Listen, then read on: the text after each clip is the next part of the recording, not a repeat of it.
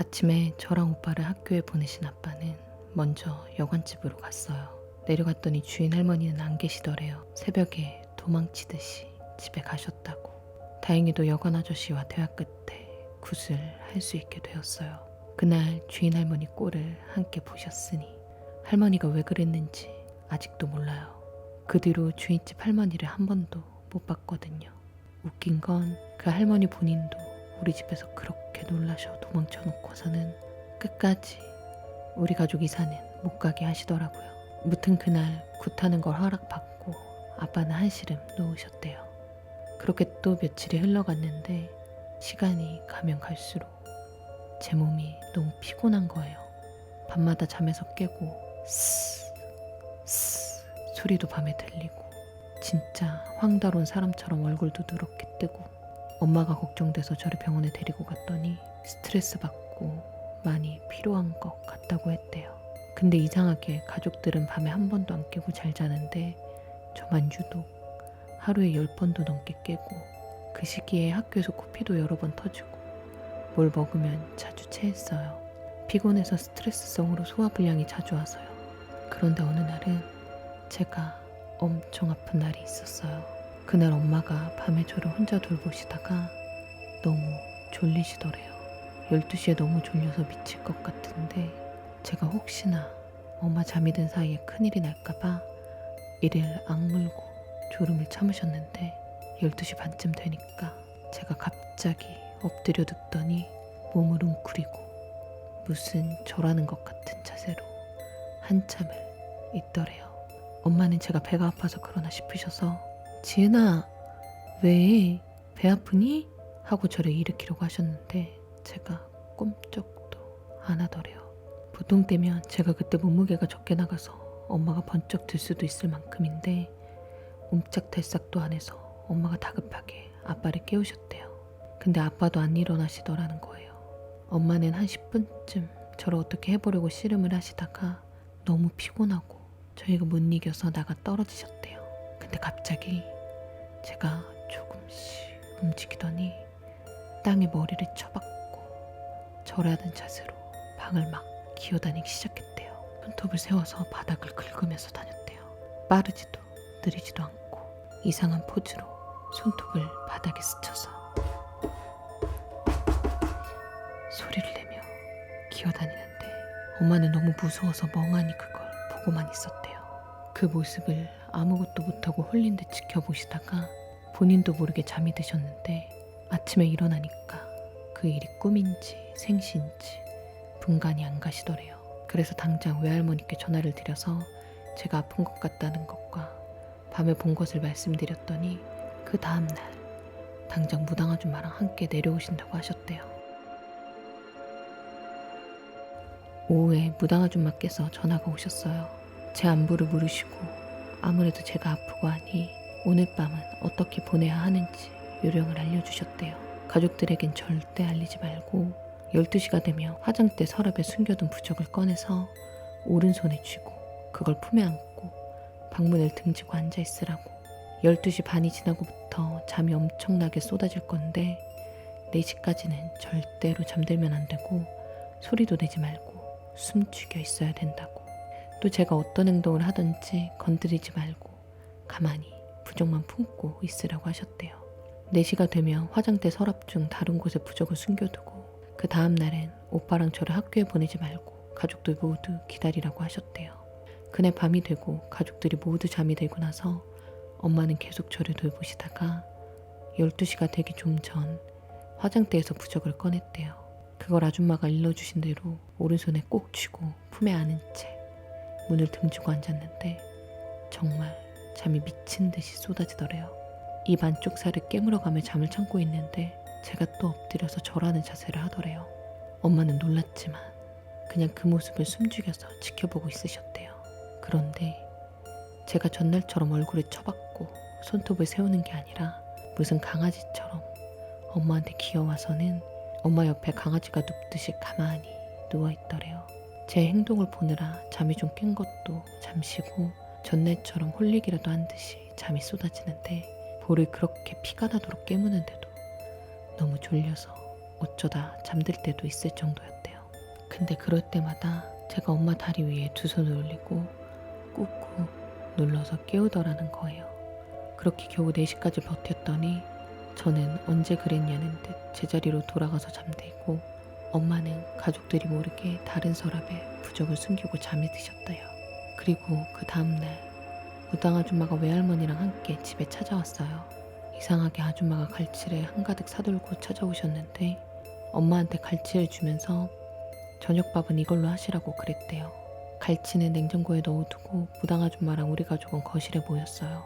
아줌마가 한참을 아무 말도 없이 집안 이곳저곳을 보시다가 갑자기 엄청 상냥한 말투로 엄마한테 혹시 미미라는 고양이 기억하세요? 라고 물으셨는데 엄마는 그 말을 듣는 순간 머리에 뭔가 쿵 하고 얻어맞은 기분이 드셨대요. 미미는 엄마가 중학생 나이쯤 키우던 고양이였대요. 미미는 길고양이였는데 새끼를 낳다가 새끼는 몸이 너무 약해서 죽고 미미도 거의 죽어가던 걸 엄마가 주워와서 외할머니 허락에 키우셨다는 거예요. 외할머니는 미미한테 살쾡이가 살이 쪘다고 살찌나라고 불렀는데 엄마는 그게 너무 마음에 안 들어서 외할머니 모르게 미미라는 이름을 붙여주셨대요.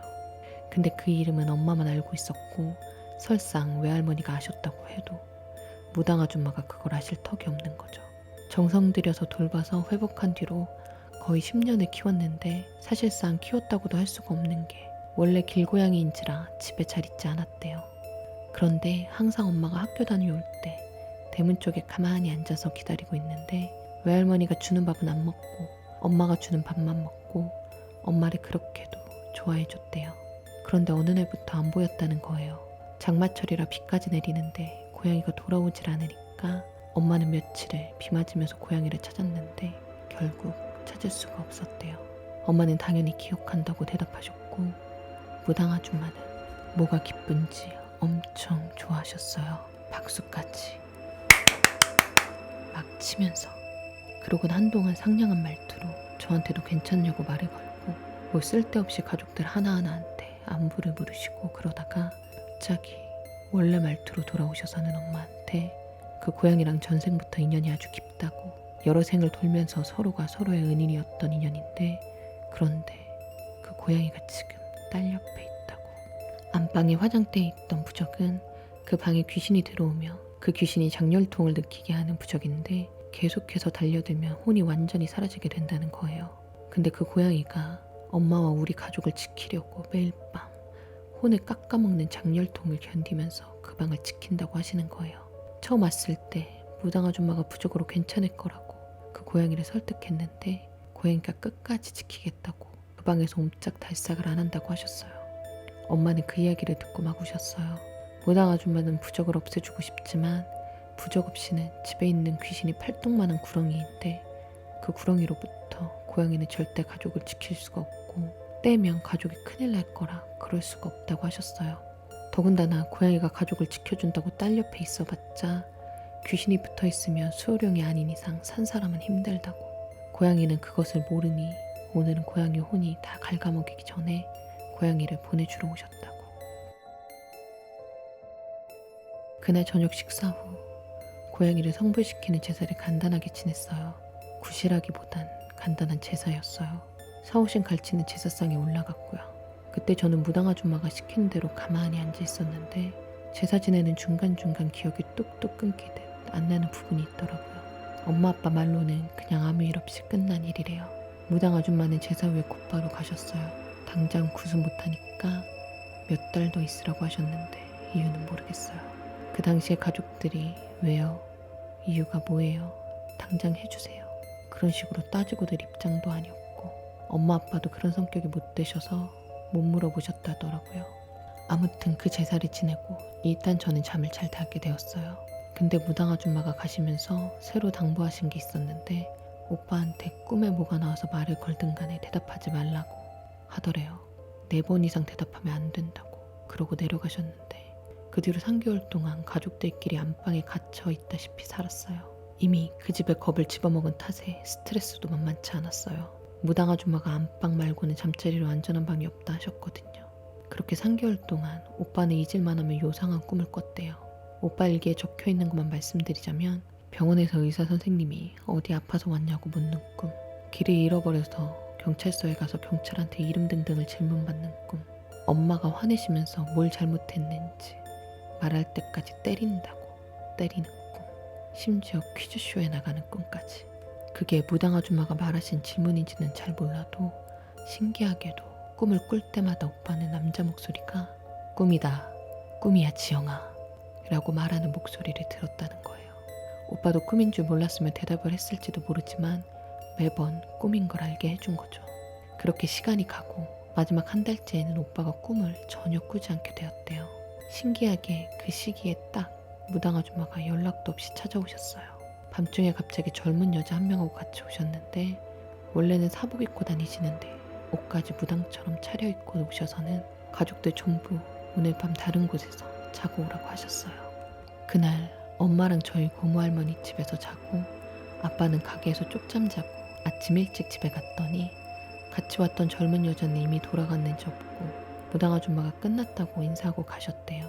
가시면서 집에 향냄새 빠지면 마누라랑 애들 데리고 들어와서 이사 갈 때까지 편안히 지내라고 하셨대요.